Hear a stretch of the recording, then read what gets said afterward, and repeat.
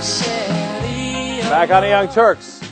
Now we're going to go back into the financial lobby and find out how they got so powerful and how they wind up capturing the government, including, in my estimation, President Obama's administration. We're going to talk to Kevin Drum of Mother Jones about that. He wrote, Capital City, a year after the biggest bailout in U.S. history, Wall Street lobbyists don't just have influence in Washington, they own it lock, stock, and barrel.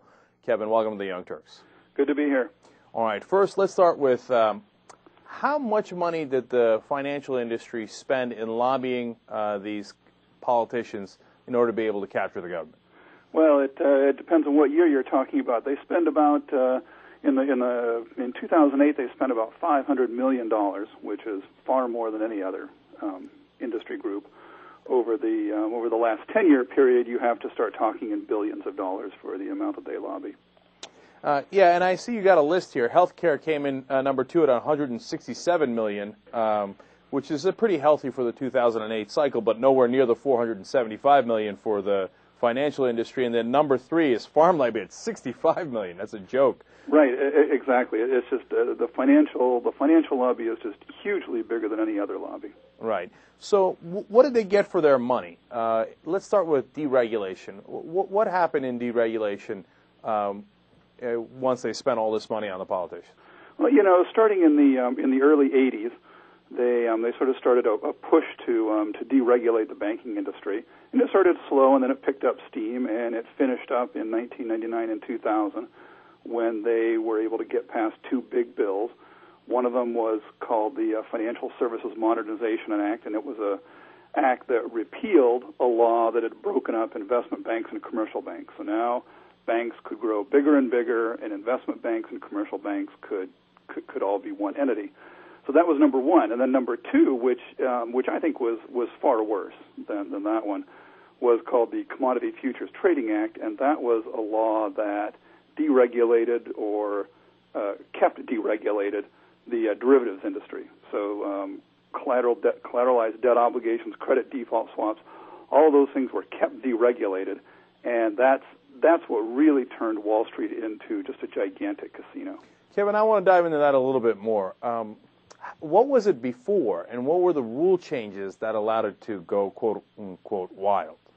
Well, what happened was like I said, 2 things. I mean, one was that ever since the New Deal, when a law called the Glass-Steagall Act was passed, commercial banks and investment banks were split up. Now, a commercial bank is your standard bank down on the corner. It takes in your deposits, which are federally insured, and makes loans. Car loans, home loans, things like that. Now, those are federally insured deposits, so the idea was that they should only be allowed to make the safest possible kind of investments. And then you had investment banks, and they were allowed to do a lot more, but they weren't federally insured. So they're betting with their own money, they get to do more. Well, the problem is that when you put those 2 together, when you allow commercial banks and investment banks back together, you're essentially allowing them to bet with federally insured money. And then second of all, once you start getting all these derivatives in play, they're not just making loans, which can be risky but not horribly risky. They're betting on derivatives which are 10, 20 times riskier than ordinary loans. And of course, you can make a lot more money with that kind of risk, but you can also lose a lot more money with that kind of risk. And that's what happened in 2007, 2008. When the real estate market crashed, they lost enormous amounts of money and put the entire financial system in peril. Kevin, let me ask you a question. I don't know if you have the answer to it, but I know that now they're allowed to do what some call naked credit default swaps, meaning bets on things they don't own, right? Right. In the past, you could hedge against things you do own. If you got some corn and you want to put it on the market, but you don't know what the price is going to be in the fall or winter or spring, you hedge. Everybody understands that, and that was the original derivative.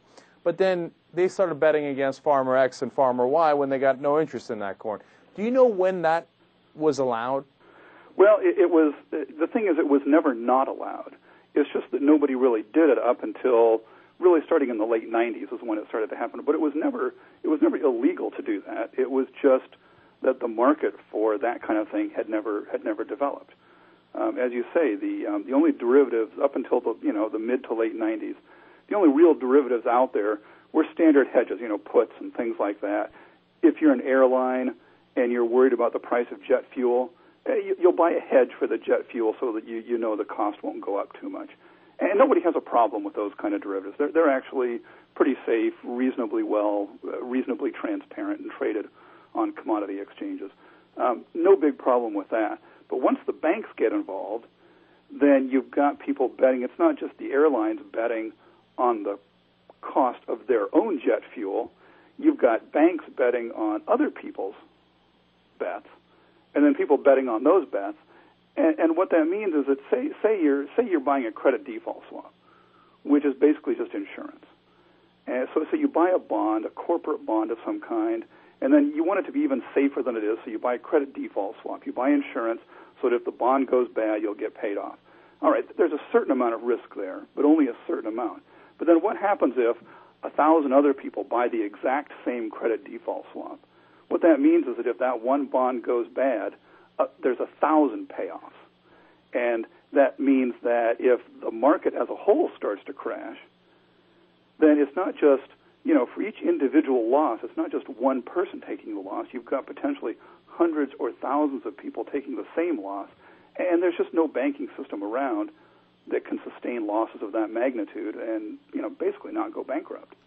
So they allow that kind of gambling, but in the past we had at least leverage limits, right? So if you were going to make a bet, even if it was this crazy bet on something you didn't own, all right, well, you could make, if you got $1, you could make about $12 in bets, right? Mm-hmm. When did that change? Well, that changed gradually. Again, starting in the late 90s, early aughts, that started to change. You're right. Most banks had what are called capital, regulatory capital requirements, and yeah, they could. That basically limited how much money they could borrow to make their bets. It's one thing to make bets with your own money. It's enormously riskier to borrow money and make bets with borrowed money. So there were limits on that. And yeah, back in the late 90s, the typical leverage for a bank might have been 10 to 1 or maybe 15 to 1. And then starting in the early aughts, that started to go up. The regulatory limits were lifted. There were half a dozen individual things that did only a little bit of damage by themselves, but when you add them up, you ended up getting leverage that went from 10 to 1 to 15 to 1 to 20 to 1 to 30 to 1. Over in Europe, it was actually even worse. There are European banks that, at the height of the housing bubble, were leveraged 50 or 60 to 1, and no banking system can sustain losses when they're leveraged that high. And did a lot of this change after 2004, after that SEC meeting when they changed the net capital rule? Tell us what that is and how that made a difference. Yeah, that was one of them. Like I said, there are half a dozen individual things that all increased leverage, a little bit each time.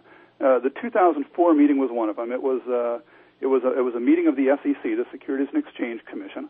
And it was basically the investment banks, the big investment banks on Wall Street, Morgan Stanley and Goldman Sachs and Bear Stearns and those guys, were lobbying to change the net capital rule so that they could carry less capital for their investments. Now, less capital means you're borrowing more money for your investments. It basically means you're allowed to use more leverage, more debt. And, their pitch was, look, we're sophisticated guys. We don't want to go out of business. You should allow us to essentially self-regulate because, we're not going to be stupid. We're not going to take dumb chances. And the SEC essentially bought that. They said, fine, go ahead, use your own internal models for modeling risk, and we'll let you do that. And they did. They used their own internal models, and they took on more and more risk. And guess what? When the market turned down, it turned out those models weren't so good after all. And, Bear Stearns is gone, and Lehman Brothers is gone, and Merrill Lynch was almost gone before it got bought up by Bank of America at the point of a gun. And Goldman Sachs and Morgan Stanley were pretty close to being gone, too. So, and in your article, you explain why they wanted to do this because, yes, between 1954 and 1980, every sector grew roughly at the same pace, increased about 10 times, which is great. But between 1980, when they started doing deregulation, in 2008, again, about the same rate, every industry, tenfold, which is great, but the financial industry grew 100-fold. Right. And it's not because there was anything new. It's because they were just making more bets. It's because that's right. The securities industry grew far, far faster than any other part of the financial industry, and yeah, it was largely because they invented new ways of making bets, derivatives, and it was because they invented new ways of pushing riskier loans on homeowners, the subprime loans and the liar loans and no-doc loans and so forth. And the end result of all that was that, yes, they were betting larger sums of borrowed money at every turn. So, Kevin, you did this great piece. We're talking to Kevin Drum from Mother Jones. Everybody can read it. I've seen, bits and pieces of this before. We have all this information at our disposal. So does President Obama. Does he see this and go, no big deal?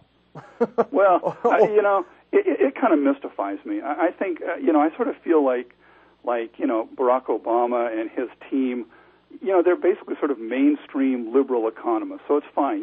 They're liberal, but they're mainstream. And they just, it's almost like, in the article I call it kind of a Stockholm syndrome, where, the bankers keep threatening that if you do anything serious to regulate them, there'll just be dire consequences. They'll all move to the Bahamas, and New York will be decimated. There won't be any more financial industry.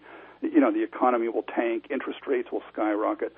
And it gets to the point where we all believe this. We all believe that we can't really do anything serious to stop the casino because it'll bring the financial system to a halt. And my sense is that a lot of the guys in the White House, including probably President Obama, have basically bought into this.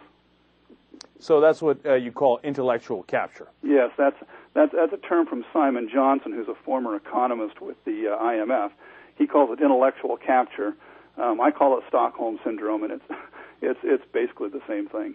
So we have this giant time bomb. It has not been diffused. Is it a near certainty that it will blow again? Well, I think it is, unless we do something about leverage. I mean, my take on this is that there are lots of things there are lots of reasons why what happened. But my take is that the biggest one is leverage. That's where banks can make a lot of money. That's where they can lose a lot of money and put the financial system at risk. And the bills going through Congress right now, they do a little bit about leverage. One of the House bills tries to basically mandates that it changes the net capital rule back so the leverage is limited, I think, to 15 to 1. Now, I prefer that, frankly, to be lower. I prefer 10 to 1. But the real problem isn't the number. The real problem is who it applies to, and what the loopholes are, and who's actually going to oversee the regulation.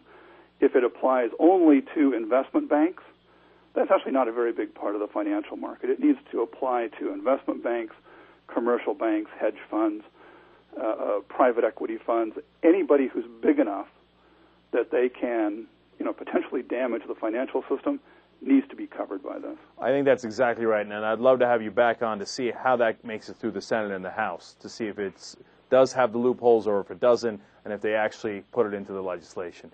Kevin Drums from Mother Jones wrote Capital City. It's a great article. Thanks so much for joining us, Kevin. We appreciate it. Thanks for having me. All right, we'll be right back.